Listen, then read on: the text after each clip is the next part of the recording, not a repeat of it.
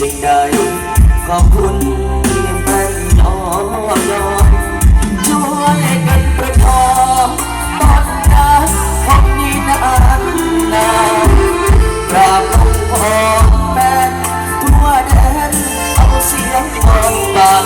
มองเปิดคนเดือดทันถ้าได้ใจกราบกราบแฟนนั้นอุ้มชู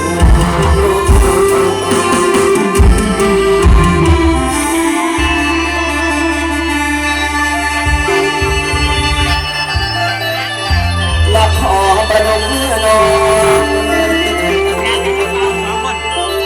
สาธุเด้